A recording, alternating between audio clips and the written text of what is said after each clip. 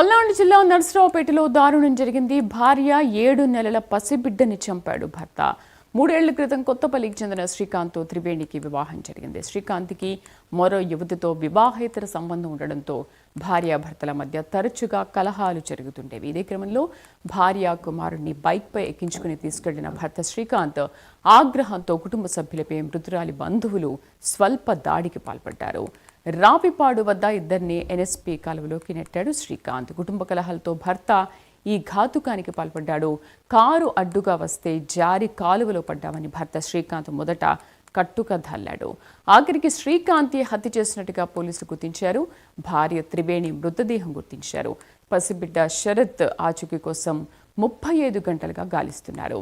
మృతురాలు త్రివేణి స్వగ్రామం నాదెండ్ల మండలం నాదెండ్ల గ్రామం కాగా భర్త శ్రీకాంత్ని అదుపులోకి తీసుకుని విచారిస్తున్నారు.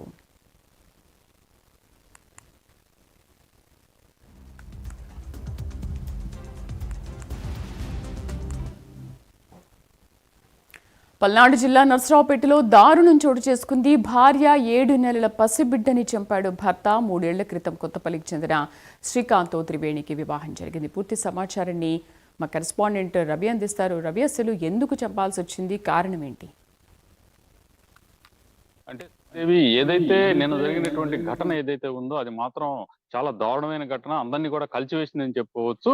నర్సరావుపేటకి సంబంధించి నర్సరావుపేటలో శ్రీకాంత్ అనే వ్యక్తి ఒక టెక్నీషియన్ గా పనిచేస్తూ ఉన్నాడు, ల్యాబ్ టెక్నీషియన్ గా పనిచేస్తూ ఉన్నాడు. ఇతనికి కొత్తపల్లి నాదెండ్లకు సంబంధించినటువంటి యువతి త్రివేణితో 3 సంవత్సరాల క్రితం వివాహం అయితే అయింది. అయినటువంటి నేపథ్యంలో అప్పటి నుండి కూడా వీళ్ళ తరచుగా కూడా శ్రీకాంత్ అదేవిధంగా తన భార్య అయినటువంటి ప్రవీణ్ తో మాత్రం ఆయన గొడవ పడుతున్నటువంటి పరిస్థితులు అయితే ఉన్నట్లుగా కూడా బంధువులు అయితే చెప్తూ ఉన్నారు.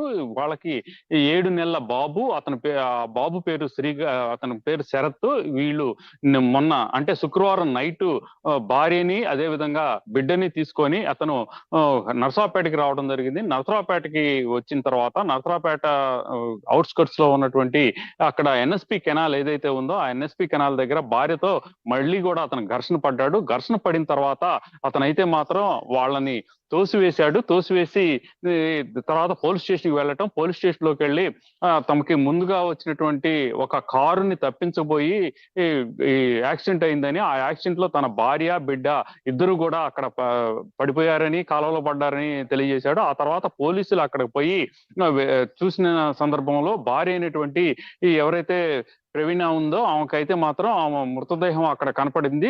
తర్వాత ఆ బాబు 7 నెలలు ఉన్నటువంటి శరత్ సంబంధించి బాలుడు అయినటువంటి శరత్ కి సంబంధించినటువంటి ఆచూకీ లభ్యం కాలేదు. దీంతో పోలీసులు ఒక్కసారిగా కూడా అవాక్ అయినటువంటి పరిస్థితి. తర్వాత భార్యను కనుక చూసినటువంటి క్రమంలో ఆమెకు తల మీద గాయమైంది. అదే విధంగా కూడా గౌదల ఇక్కడ మొహం మీద కూడా తీవ్రంగా గాయాలైనటువంటి పరిస్థితుల్లో ఇది ఖచ్చితంగా కూడా ఆమెని హత్య చేశారని భావించారు. తర్వాత ఎవరైతే ఇతనికి సంబంధించి మృతురాలికి సంబంధించినటువంటి ప్రవీణ్కి సంబంధించినటువంటి కుటుంబ సభ్యులు ఉన్నారో వాళ్ళైతే ఆరోపణలు చేసినటువంటి పరిస్థితులు అయితే కనపడినాయి. తరచుగా కూడా ఇతను భార్యతో గొడవ పడడానికి ప్రధాన కారణం ఇతనికి ఒక మహిళతో అక్రమ సంబంధం ఉన్నటువంటి నేపథ్యంలో భార్యాభర్తల మధ్య తరచు వివాదం జరుగుతున్నట్టు ఉండేది.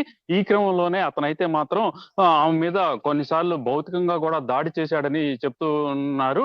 ఆ తర్వాత ఈ బాబు 7 నెలల బాబు అయినటువంటి శరత్ను తీసుకొని నర్సరావుపేటకు వస్తున్నటువంటి క్రమంలో ఇతనే వాళ్ళిద్దరిని కూడా చంపేశాడని ఆరోపణలు చేసినటువంటి నేపథ్యంలో పోలీసులు అయితే ఇతన్ని శ్రీకాంత్ ని అదుపులో తీసుకొని విచారిస్తున్నారు. దీంతో ఒక్కసారిగా కూడా నాదెండ్ల మండలానికి సంబంధించి అటువంటి వ్యక్తులైతే అక్కడికి రావడం జరిగింది. మృతురాలికి సంబంధించిన బంధువులు వచ్చి నిన్న అయితే మాత్రం పోలీస్ స్టేషన్ వద్ద ధర్నా కూడా నిర్వహించారు. ఖచ్చితంగా కూడా ఆమెని హత్య చేశాడు, భర్త అయినటువంటి శ్రీకాంత్ హత్య చేశాడని చెప్పి వాళ్ళైతే తెలియజేస్తూ ఉన్నారు. అలాగే తమకు న్యాయం జరగాలని వాళ్ళైతే కోరుకుంటూ ఉన్నారు. ఈ నేపథ్యంలోనే ఈ శ్రీకాంత్ కి సంబంధించినటువంటి బంధువులు నేపథ్యంలో బంధువుల మీద వీళ్ళైతే దాడి చేసినటువంటి పరిస్థితి కనపడింది. ఇప్పటికి 35 గంటలు అవుతుంది. 35 గంటల నుంచి కూడా బాలుడు శరత్ ఎవరైతే ఉన్నారో ఆ శరత్ మృతదేహం కోసం గాలిస్తున్నట్టు పరిస్థితి అయితే కనపడుతుంది.